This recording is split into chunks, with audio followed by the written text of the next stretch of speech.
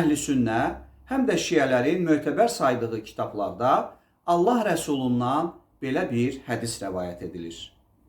Məndən sizə gəlib çatan sözü Quranla tutuşturun. Əgər Quranla uyğun gələrsə, onu qəbul edin, əgər uyğun gəlməzsə, onu rədd edin. Şiələrin Əl-Kafi əsərində Allah Rəsulunun belə buyurduğu nəql edilir. Ey cəmaat, məndən eşitdiyiniz hər şey Allah kitabı ilə düz gələrsə, onu mən demişəm. Məndən eşitdiyiniz hər bir şey Allahın kitabı ilə düz gəlməzsə, onu mən deməmişəm. Şiələrin hədis elmində bu qayda mötəbər sayılır və Quranla uyğun olmayan heç bir hədis səhih hesab edilmir. Əhl-i sünnədən Əs-Suyuti, İbn Əsakir və sair kimi alimlər öz əsərlərində Allah Rəsulunun belə buyurduğunu nəql edirlər. Məndən sizə çatan xəbərləri Quranla tutuşturun. Əgər Qurana uyğun gələrsə, onu mən demişəm. Əgər Qurana müxalif olarsa, mən onu deməmişəm. Bu hədis Əhl-i sünnənin 14 hədis mənbəyində qeyd olunur. Bununla belə bir sıra Əhl-i sünnə hədis alimləri sözügedən hədisi zəif saymışlar. Hər halda sözügedən mənada hədislər həm şiə, həm də sünni mənbələrində nəql edilmişdir. Bu rəvayətdən göründüyü kimi, Allah Rəsulundan bizə çatan hədislərin ilk meyarı, onun düzlüyünün, səhihliyinin ilk meyarı Quranla uyğun olub olmamasıdır. Məlumdur ki, istər əhl-i sünnə, istərsə də şiə fiqhində, şəriət hökmlərində heç də bütün hökmlər Quran ayəsindən irəli gəlmir. Onların böyük hissəsi sünnədən qaynaqlanır. Və məlum məsələdir ki, şəriət hökmlərinin heç də hər biri haqqında Quranda ayə yoxdur. Misal üçün, sübh namazı neçə rəkat qılınsın, zöhr namazı neçə rəkat qılınsın kimi hökmlər Quranda yoxdur və istər əhl-i sünnədə, istərsə də şiələrdə alimlər müraciət edirlər sünnəyə və beləcə Allah Rəsulundan rəvayət edilən hədislər əsasında hökm verirlər. Amma bəzi şəriət hökmləri bilavasitə Quranda öz əksini tapıb. Yəni, bəzi şəriət hökmləri ilə bağlı Allah Taala müfəssəl şəkildə Quranda açıqlama verib. Onlardan biri də Maidə surəsinin 6-cı ayəsində dəstəmaz ayəsidir. Gəlin bu ayə ilə tanış olaq. يا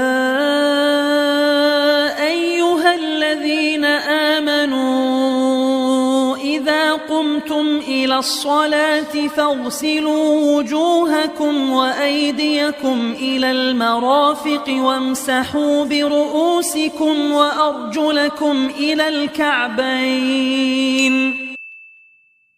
Ey iman gətirənlər!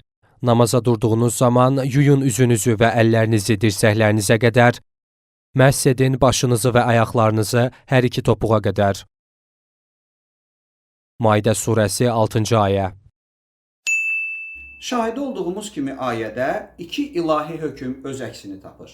Onlardan biri yuyun feili ilə başlayır, digəri də məsh edin feili ilə başlayır.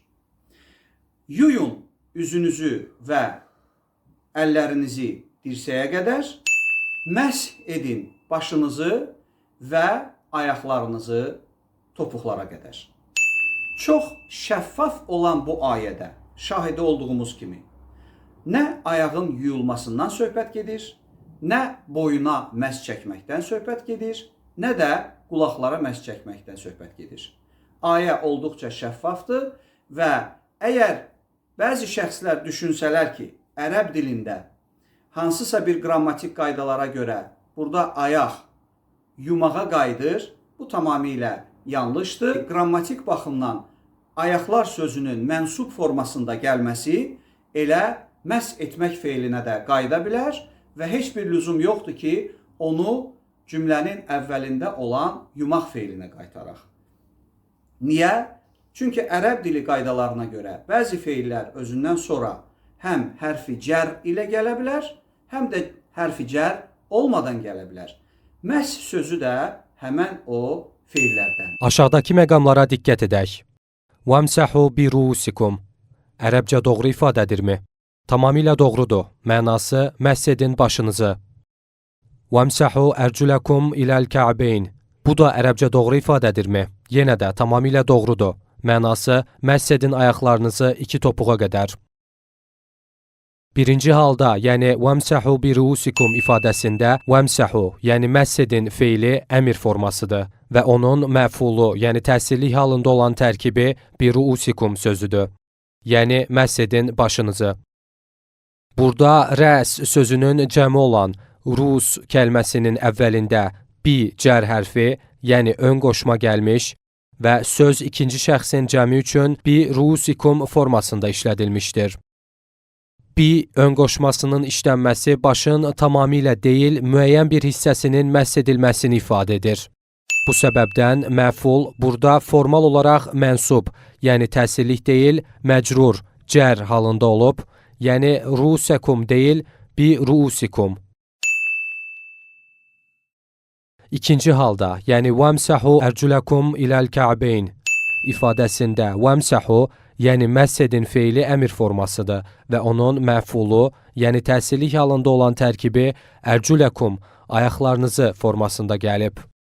Yəni məss edin ayaqlarınızı. Lakin burada məful bi ön qoşması ilə gəlməyib, çünki ərcüləkum sözündən sonra ayaqların haraya qədər məss olunacağı artıq açıq şəkildə göstərilib. İləl kə'beyn, iki topuğa qədər. Burada ayaqlarınızı sözü məss edin feilinin birbaşa məfulu olduğuna görə və önündə bi ön qoşması olmadığına görə ərcüləkum formasında işlənib, bi ərcüləkum kimi yox. Beləliklə, ərcüləkum iləl kə'beyn ifadəsi şəffaf şəkildə vəmsəhu feilinin məfulu olur və məna açıq şəkildə belədir. Məss edin ayaqlarınızı iki topuğa, iki oynağa qədər. İstənilən tərcümə proqramında sözü gedən ayənin ərəbcədən istənilən dilə tərcüməsində cümlənin məhz bu şəkildə tərcümə edildiyinin şahidi ola bilərik. Ərcüləkum iləl kə'beyn, yəni ayaqlarınızı topuğa qədər ifadəsini məss edin feilinin deyil, cümlənin başlarında gələn yuyun feilinin təsirlik halında olan tərkibi saymaq tamamilə əsassızdır. Ayənin şəffaf tərcüməsi belədir. Ey iman gətirənlər, namaza durduğunuz zaman yuyun üzünüzü və əllərinizi dirsəklərinizə qədər, məss edin başınızı və ayaqlarınızı hər iki topuğa qədər. Hər halda, olduqca şəffaf bir ayədə Allah buyurur, yuyun üzünüzü və əllərinizi dirsəyə qədər, məss edin başınızı və ayaqlarınızı topuğa qədər. Bu, Allahın Quranda olan hökmüdür. Bununla bərabər bir sıra Əhl-i Sünnə mənbələrində hədis olaraq Allah Rəsulundan necə dəstəmaz aldığı izah edilir.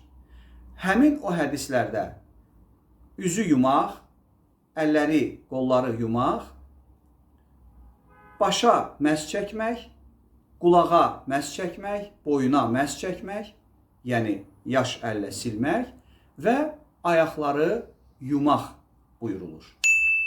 Mən heç də bu hədislərin əsassız olduğunu iddia etmirəm. Və çox ehtimal ki, həqiqətən də sözü gedən ayə nazil olmadan əvvəl müsəlmanlar bu şəkildə dəstəmaz almışlar. Bu hədislərdən göründüyü kimi, həqiqətən də Allah Rəsulu səhabələrlə birlikdə namaza getdikdə, namaza durduqda əvvəlcə yuyunurlar. Dəstəmaz, vudu ərəb dilində elə yuyunmaq, əl-üz yumaq deməkdir. Yuyunub təmiz bir halda Allah qarşısında dayanıb ibadət edirlər.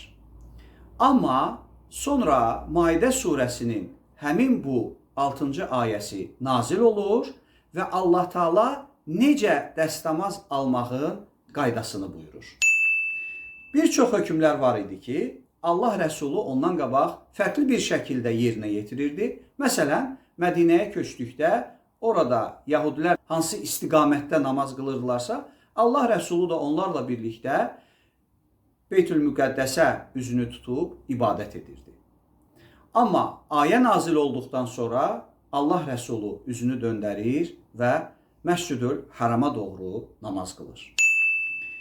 Belə ayələrdən biri də dəstəmaz ayəsidir.